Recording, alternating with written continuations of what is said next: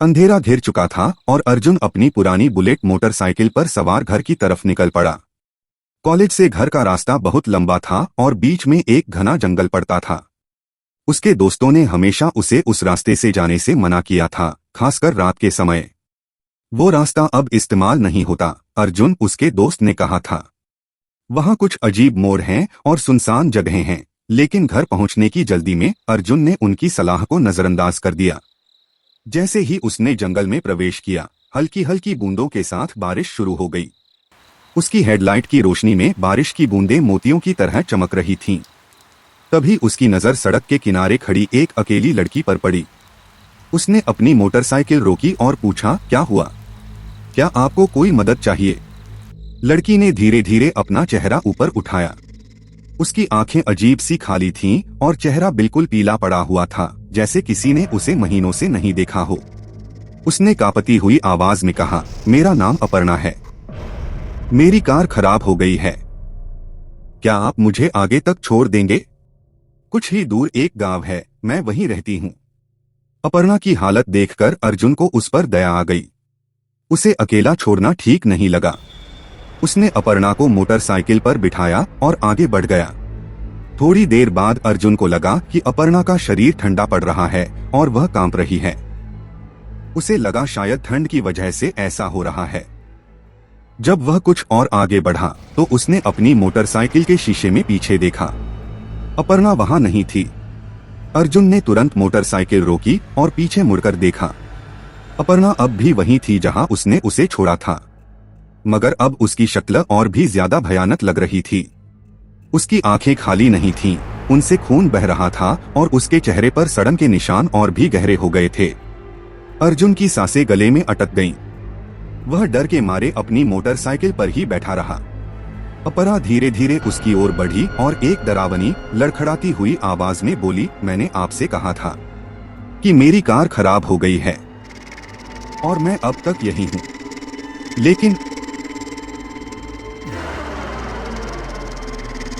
लेकिन मैं आपको यह बताना भूल गई थी कि मेरी कार कहाँ खराब हुई थी। अपर्णा ने अपनी उंगली एक पेड़ की ओर उठाई, जहां से कुछ दूरी पर एक पूरी तरह से चकनाचूर हो चुकी कार दिख रही थी। मेरी कार उस पेड़ से टकरा गई थी।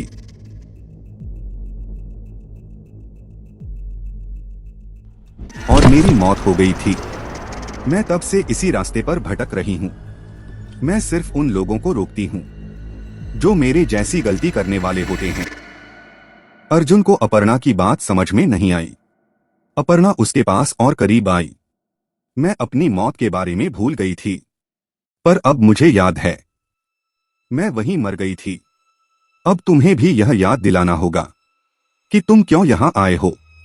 अचानक अर्जुन को सब कुछ याद आ गया। यह रास्ता, यह सुनसान मोड़ और एक दुर्घटना। वह भी उसी मोड़ पर कुछ दिन पहले अपनी मोटरसाइकिल पर था। एक ट्रक से बचने के लिए उसने अपनी बुलेट को तेजी से मोड़ा था और उसकी मोटरसाइकिल एक पेड़ से जा टकराई थी। उसकी हेडलाइट की रोशनी, बारिश की बूंदें, ये सब उसी दिन की यादें थीं। अपर्णा ने रोते हुए कहा, जब मैंने तुम्हें इस रास्ते पर देखा तो मुझे लगा कि तुम भी मेरी तरह ही हो। तुम भी अपनी सच्चाई से भाग रहे हो। अर्जुन ने अपर्णा की तरफ देखा। अपर्णा का शरीर अब पारदर्शी हो रहा था। मैं तुम्हें रोकने आई थी, अर्जुन।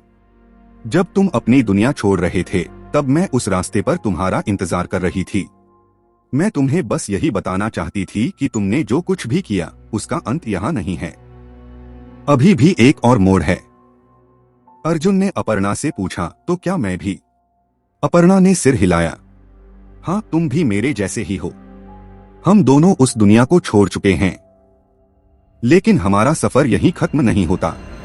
हमारे पास एक मौका है उन लोगों की मदद करने का जो अपनी दुनिया से भागना चाहते हैं।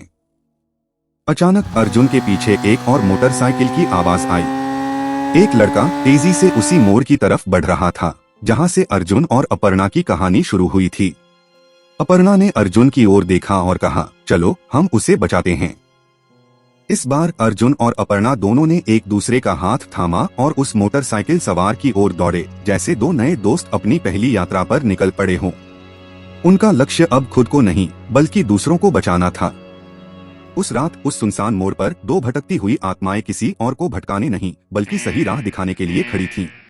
अगर आपको यह कहानी पसंद आई तो उठाइए अपना हाथ और लाइक की बटन दबा दीजिए। मैं आपके लिए ऐसी और भी डरावनी और रोमांचक कहानियां लाता रहूंगा, वो देखने के लिए सब्सक्राइब जरूर कर लीजिएगा। और आपको कैसी कहानी पसंद है कमेंट में जरूर बताइएगा। मिलते हैं अगली कहानी में।